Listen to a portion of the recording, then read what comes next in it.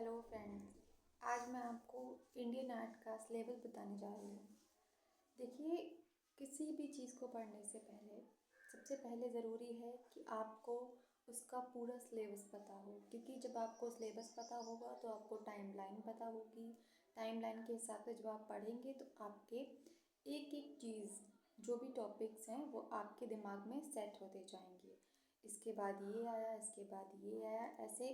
देखिए, Indian art हो चाहे वेस्टर्न आर्ट हो, सब में एक एक टॉपिक होता है जो एक के बाद एक काल आता है। जैसे एग्जाम्पल के तौर पर मैं आपसे कह दूं कि इंडियन आर्ट में सबसे पहले आदिकाल आता है।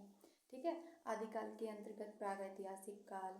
ठीक है। प्रागैतिहासिक काल के अंतर्गत पूर्व प्रागैतिहासिक काल, मध्य प्रागैतिहासिक काल और नवपाषाण काल। उन्हें आप पाषाण काल भी बोल सकते हैं। पूर्व पाषाण काल, मध्य पाषाण काल और नवपाषाण काल। ठीक है। ऐसे इसके अंतर्गत ये सारे काल आते हैं। अब दूसरा काल हो जाता है हमारा बुद्ध काल। ठीक है। बुद्ध काल में भी बहुत सारे उसके अंतर्गत काल आते हैं, जैसे कि मौर्य काल है और मतलब बहुत सारे काल आते हैं। ठीक है। इसीलिए मैं चाहती हूँ कि सबसे पहले आप हर चीज़ की टाइमलाइन समझ लें। आज मैं आपको टाइमलाइन समझाऊंगी। ठीक है। तो सबसे पहला आप एक काल नोट कीजिए। ये इंडियन आर्ट की टाइमलाइन है। ठीक है। तो चाहे तो आप इंडियन आर्ट की टाइमलाइन डालिए इंग्लिश में, या आप चाहें तो हिंदी में डाल लीजिए। भारतीय चित्रकला का इतिहास या भारतीय चित्रकला का समय सीमा। ठीक है। कुछ भी डाल लीजिए, हिंदी में इंग्लिश में, जैसा आपको सूट करे। तो अगर आप हिंदी में डाल रहे हैं भारतीय चित्रकला की समय सीमा, तो उसमें आप सबसे पहले एक काल डालिए जिसका नाम है आदिकाल। ठीक है। आदिकाल डालने के बाद आप डालिए बुद्ध काल। बुद्ध काल डालने के बाद आप डालिए मौर्य काल। ये तीनों काल डालने के बाद आ जाता है हमारा मध्यकाल। ठीक है। ये तीनों काल जो हैं वो मध्यकाल से पहले के काल हैं। फिर मध्यकाल के भी तीन पार्ट हैं, पूर्व मध्यकाल, ठीक है, मध्यकाल और अंतिम मध्यकाल। ठीक है। उसके बाद जो आ जाता है हमारा आधुनिक काल। आधुनिक काल सबसे लास्ट का काल है। इसके अंतर्गत बहुत सी कलाएं आती हैं, जैसे कि कंपनी शैली, पटना शैली, तंजौर शैली। ये सारी जो हैं ये हमारी आधुनिक काल के अंतर्गत आते हैं। सबसे पहले मैं आपको आदिकाल के बारे में बताना चाहूँगी। ठीक है। आप लोग कृपया करके ध्यान से सुनें। देखिए, आदिकाल नॉर्मली तौर से मैं आपको अगर बताऊँ कि आदिकाल को शब्दों में, ऐसे ही शब्दों में कैसे बता सकते हैं। ठीक है। किताबें सबके पास होती हैं। किताबें मेरे पास भी हैं, आपके पास भी होंगी और सबके पास भी होंगी।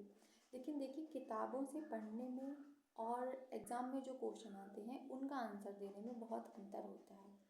जो बुक्स होती हैं हमारी, उनमें क्या होता है, उनमें बहुत चीज़ें डिटेल में दे रखी होती हैं। उतनी डिटेल में अगर आप कोई चीज़ पढ़ेंगे तो सिर्फ आप एक काल ही पढ़ते रह जाएंगे, क्योंकि जैसा कि आदिकाल, आदिकाल के नाम से ही सबको समझ में आना चाहिए। आदिकाल मतलब आदि मानवों का काल। ठीक है। अब जब वो आदि मानवों का काल था तो जाहिर सी बात है कि उसमें मनुष्य ना तो कोई खोज करता होगा। ठीक है। बस मनुष्य क्या करता था, मनुष्य उस टाइम जैसे ज़मीन पे, मान लो कोई पहली बार, आप एक बार सोचें कि आप पहली बार ज़मीन पे आए हैं, कुछ आपको दिखाई नहीं दे रहा, तो आप क्या करेंगे? आप सबसे पहले तो अपने लिए, आपको अगर भूख लगी होगी तो कुछ खाने के लिए ढूंढेंगे। खाने के बाद जब आपका कुछ पेट भर जाएगा तो आप रहने के लिए जगह ढूंढेंगे। जब आप रह लेंगे तो आपको जब मौसम की हवाएं, गर्मी सर्दी जो भी मौसम होगा, उसके लिए अपने आप शरीर को ढकने के लिए कुछ चीज़ें ढूंढेंगे। वैसे ही आदि मानव था। आदि मानव ने क्या किया कि सबसे पहले उसने क्या किया, कुछ खाने पीने की चीज़ें ढूंढी। तो उस टाइम कुछ था नहीं, मतलब बाकी को तो हुई नहीं थी। तो मनुष्य ने क्या किया, उसने कच्चा मांस खाता था वो, मतलब जानवरों को मार के जंगलों में ही रहता था, तो कच्चा मांस खाता था। रहने के लिए गुफाएं होती थी, गुफाओं में ही रहता था। और उस टाइम पे उसके पास पहनने के लिए भी कोई वस्त्र थोड़ी थे, क्योंकि मशीनें ही नहीं थी, ना वस्त्र थे कुछ भी। तो उस टाइम का मनुष्य जो था वो जो जिन जानवरों को मार कर खाता था उन्हीं की खाल ओढ़ लेता था। और कुछ मनुष्य जो थे वो पेड़ों के पत्तों से भी अपने शरीर को ढक लेते थे। ठीक है। ये खुद के शब्द हैं, मतलब ये बुक में भी आपको मिल जाएंगे। बाकी मैं अभी बुक का कुछ नहीं पढ़ रही हूँ, ना ये देख रही हूँ, क्योंकि देखिए बुक में भी यही भाषा है, लेकिन मैं ये अपनी भाषा से बोलकर आपको बता रही हूँ ताकि आपको बिल्कुल सरल शब्दों में समझ में आए। तो उस टाइम का आदि मानव का आपको पता ही चल गया कि आदि मानव जो था वो ऐसे ही रहता था गुफाओं में। लेकिन उस टाइम पर भी चित्रकला थी। अगर चित्रकला के बारे में पूछा जाए तो उस टाइम पे भी चित्रकला थी, लेकिन मनुष्य के पास उसको विकसित करने का कोई एक साधन नहीं था।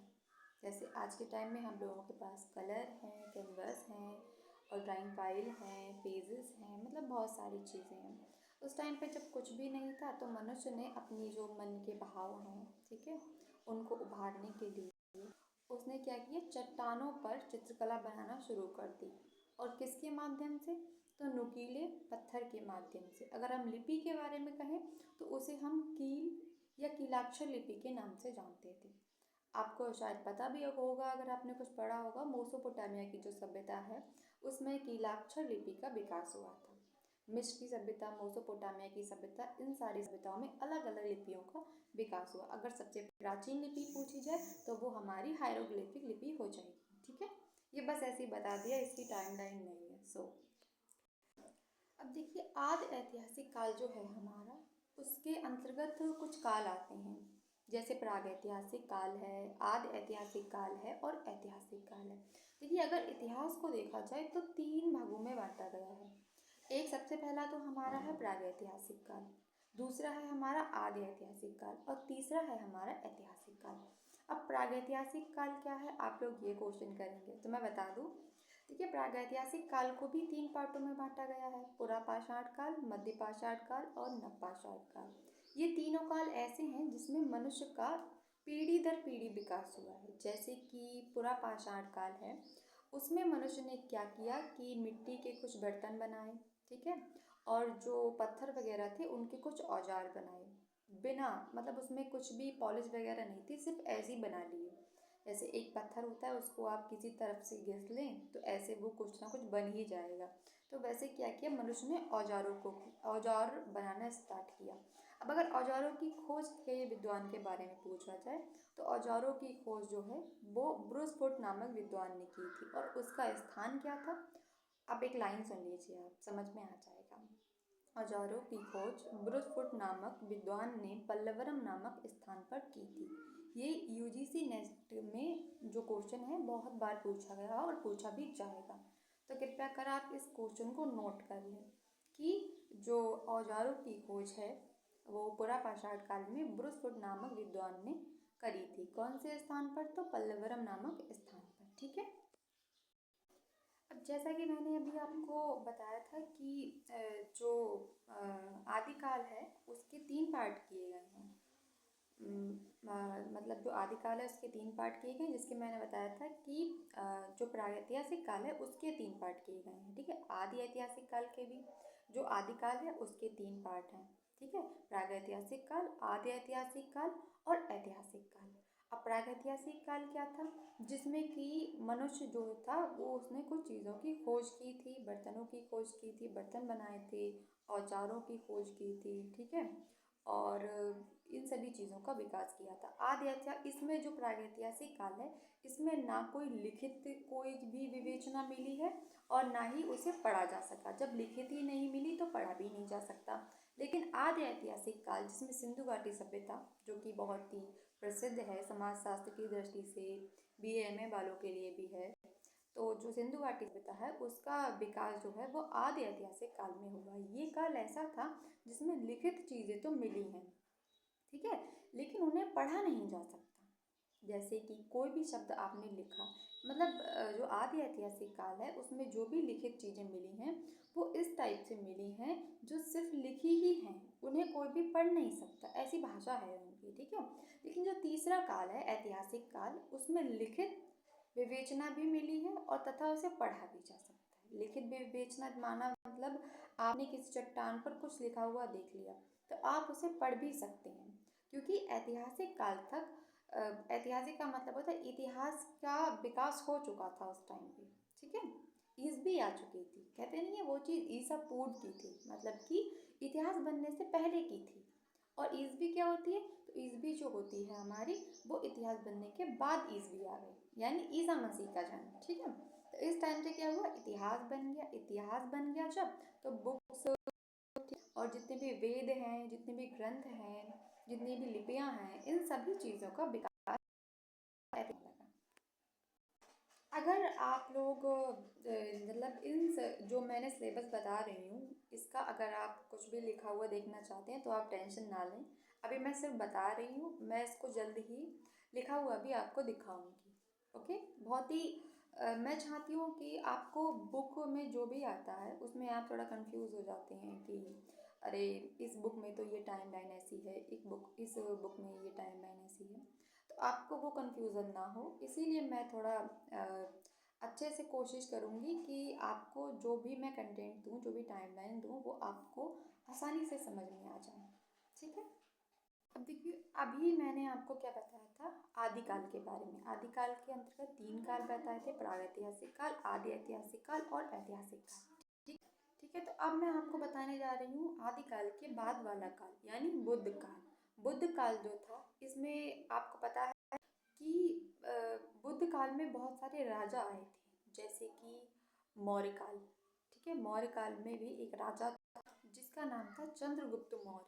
ठीक है, मौर्य काल में सबसे मेन जो इंसान अगर देखा जाएगा, मेन जो राजा देखा जाएगा, वो चंद्रगुप्त मौर्य था। ठीक है, तो जो हमारा बुद्ध काल है, बुद्ध काल के अंतर्गत 3-4 काल आते हैं, जैसे मौर्य काल है, शुंग काल है, शुंग सातवाहन काल है, गुप्त काल है। ठीक है, गुप्त काल अगर देखा जाए तो गुप्त काल ही ऐसा काल था जिसमें बहुत ज़्यादा विकास हुआ, मतलब लाइन लाइन से सारे काल आए। तो मौर्य काल में मौर्य वंश ने जो है सबसे ज़्यादा चित्रकला का विकास किया। उसके बाद हमारा आ गया शुंग काल। तो शुंग काल में शुंग राजाओं ने चित्रकला का, मूर्तिकला का बहुत विकास किया। उसके बाद आ गया हमारा सातवाहन काल। तो सातवाहन काल में अजंता गुफा का विकास हुआ, और इस टाइम में जो राजा थे, उन्होंने जो मौर्य काल में जो भी स्तूप, जो भी गुफाओं का निर्माण हुआ था, वो उस टाइम मौर्य, मतलब एक छोटी सी कहानी है, सुन लीजिए। मौर्य वंश जो था, उसने क्या किया, मिट्टी के कुछ स्तूपों का निर्माण करवाया था, और वही स्तूप क्या हुआ, आंधी तूफान, बहुत सारी मतलब जो मौसम होती है उनके कारण उसकी व्यवस्था थोड़ी बिगड़ गई थी। तो सातवाहन काल, जो तीसरा काल है, मतलब मौर्य, शुंग और सातवाहन, तो सातवाहन काल में इन सभी स्तूप जो मिट्टी के थे, उसी में उन्होंने क्या किया, मरम्मत करवाई। मतलब उस पर जो है ईंट और मिट्टी गारे, जो भी चीज़ें होती हैं, वो उन्होंने उसी चीज़ को बढ़ा चढ़ा के और बनवाया। जो मौर्य काल के स्तूप थे, उसी को सातवाहन काल में पत्थरों द्वारा, मतलब टाइल वगैरह लगवा के उसको बिल्कुल अच्छा खासा बनवा दिया। उसके बाद आया हमारा सातवाहन के बाद आता है हमारा कुषाण काल। कुषाण काल के बाद आता है हमारा गुप्त काल। इस ऐसे आप लाइन से लिख सकते हैं। वैसे आपको लिखने की कोई ज़रूरत नहीं है, क्योंकि इस वीडियो के बाद मैं आपको पूरा लिखा हुआ जो भी मैंने लिखा है वो आपको भेज दूँगी। गुप्त काल के बाद आता है हमारा मध्यकाल। मध्यकाल के भी 3 पार्ट हैं, पूर्व मध्यकाल, मध्यकाल और अंतिम मध्यकाल। अब जो मध्यकाल है, इसमें बहुत सारे वंश आएंगे। ठीक है, तो वंश में जैसे कैसा, मैं आपको शुरुआत से बताती हूँ, सारे वंश जो हैं लाइन से बताऊंगी। चालुक्य वंश, पल्लव वंश, राष्ट्रकूट वंश, ठीक है, पाल वंश, सेन वंश, सोलंकी वंश, ये सारे वंश जो हैं वो लाइन लाइन से आते हैं। किसमें, पूर्व मध्यकाल में। और जो मध्यकाल है उसमें इसके बाद वाले जो वंश हैं आते हैं, जैसे चंदेल है, चोल है, जो आपने भी पढ़े होंगे। तो चंदेल, चोल, राष्ट्रकूट भी इसमें आता है। आधा राष्ट्रकूट का विकास इस टाइप हुआ था, मतलब पूर्व मध्यकाल में, और आधे राष्ट्रकूट वंश का हुआ था मध्यकाल में। गंगा वंश है, राष्ट्रकूट वंश है, और प्रतिहार वंश है, चंदेल वंश है, चोल वंश है, विजयनगर वंश है, पांड्या वंश है। इन सब वंशों का जो है मध्यकाल में विकास हुआ था। और पूर्व मध्यकाल में ही अपभ्रंश शैली, गुजरात शैली और जैन शैली, इन 3 शैलियों का विकास हुआ था। और जो हमारा अंतिम मध्यकाल है, यानी मैंने आपको मध्यकाल के 3 भाग बताए थे। तो सबसे पहले जो मध्यकाल था, उसमें मैंने आपको कुछ मतलब वंश बताए थे, चाहे वंश कह लीजिए चाहे काल कह लीजिए। जैसे मैंने आपको पहले पूर्व मध्यकाल में बताया था कि इसमें आते हैं हमारा मौर्य काल, शुंग काल, सातवाहन काल, कुषाण काल, गुप्त काल। ठीक है, ये सारे काल आते हैं। फिर मैंने आपको बताया था कि जो मध्यकाल है हमारा, मतलब दोनों का बीच वाला, ठीक है। तो मध्यकाल है, उसमें हमारे आते हैं बहुत सारे वंश, जैसे पल्लव है, राष्ट्रकूट है, पांड्या है, चोल है, चंदेल है, ये सारे हमारे मध्यकाल में आते हैं, ठीक है। और सबसे लास्ट वाला जो मध्यकाल है, या आप इसे अंतिम मध्यकाल भी कह सकते हैं, तो इसमें हमारी आ जाती है राजस्थानी शैली, मुगल शैली, दक्षिणी शैली और पहाड़ी शैली। ये जो सबसे लास्ट वाली चीज़ें हैं, ये सबसे अंतिम मध्यकाल में आते हैं। और इन सब के बाद आ जाता है हमारा आधुनिक काल। देखिए, आधुनिक काल की छोटी सी कहानी सुन लीजिए, ताकि आपको आधुनिक काल हमेशा के लिए याद रहे। देखिए, क्या होता है कि जैसे अंग्रेज जो हैं, ठीक है, अंग्रेज हमारे भारत में आते हैं, आधुनिक काल की बात बता रही हूँ। ये 1800 वैसे ईस्वी के टाइम से अगर आप कहें तो 1800, और वैसे अगर आप कहें तो 19वीं शताब्दी, ठीक है। शताब्दी जहाँ पे पूछी जाए वो आपको लगानी है कि अंग्रेज हमारे भारत में कब आए थे, ईस्ट इंडिया कंपनी हमारे भारत में कब आई थी। तो ये सब चीज़ें जो हैं वो आपको वैसे तो 18वीं 19वीं शताब्दी बतानी है और 1800 का टाइम बताना है। इन सब चीज़ों को लेकर आप कंफ्यूज मत होइएगा कि टाइम अभी मैं बता नहीं रही हूँ टाइम कैसे, तो वो टाइम जो है वो मैं चाहती हूँ कि आपको बहुत ही शॉर्ट तरीके से दिया जाए, क्योंकि लॉन्ग तो आप बुक से भी पढ़ सकते हैं, मुझे लॉन्ग नहीं देना है। मुझे कोई भी चीज़ ऐसे नहीं बतानी है आपको जो आप किताब में पढ़े, मुझे बस ये बताना है अपने शब्दों में, क्योंकि मुझे लगता है कि आप जो में ज़्यादा अच्छे से समझ पाएंगे, बस आपका समझना काफ़ी है।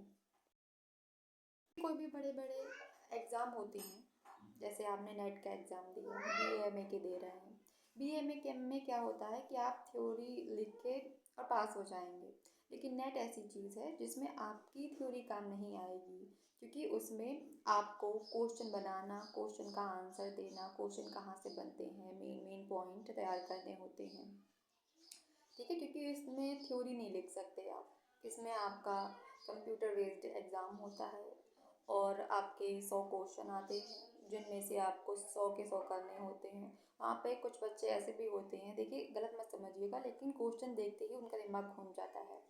क्यों? क्योंकि उन्होंने थ्योरी ज़्यादा पढ़ रखी होती है। थ्योरी पढ़ने में कुछ नहीं जाता, पूरे पूरे दिन किताब पढ़ो, कुछ नहीं होता। लेकिन मेन बात है कि आपने बात को कैसे समझा है, अपनी लैंग्वेज में, दूसरे की लैंग्वेज में, सब सब पढ़ाते हैं, सब पढ़ते हैं, लेकिन एक तरीका होता है पढ़ने का, जिसे आप आज के टाइम में स्मार्ट स्टडी भी कह सकते हैं। तो मैं चाहती हूँ कि आप उसी नए तरीके से पढ़ें, ना कि ज़्यादा पढ़ें, थोड़ा पढ़ें लेकिन सटीक पढ़ें। देखिए, मध्यकाल के बाद आता है हमारा आधुनिक काल। आधुनिक काल में आई थी कंपनी शैली, कंपनी शैली के बाद आई थी मंसूर शैली, तंजौर शैली, उड़ीसा शैली, ये सारी शैलियाँ आई थी। लेकिन आपको सिर्फ ये समझना है, ठीक है। इसमें से जो क्वेश्चन बनते हैं वो मैं आपको क्वेश्चन बताऊंगी, लेकिन जो आपको समझना है वो मैं आपको लाइन से समझाऊंगी। आज मैंने सिर्फ आप लोगों को टाइम लाइन बताई है, ठीक है। अब यही टॉपिक मैं एक एक करके लाऊंगी, जिनकी वीडियो फुल होगी, और उसमें से आपको जो भी नोट कर सकते हैं, जो भी आपको समझना है, मैं चाहूँगी कि आप नोट भी करें, साथ ही साथ आप उसे समझें भी, क्योंकि समझना बहुत ज़रूरी है। Thank you. इसके बाद जो आप वीडियो देखेंगे वो आप आदिकाल की देखेंगे, यानी आदिकाल के अंतर्गत आने वाले प्रागैतिहासिक काल के तीनों पार्टों की। So thank you.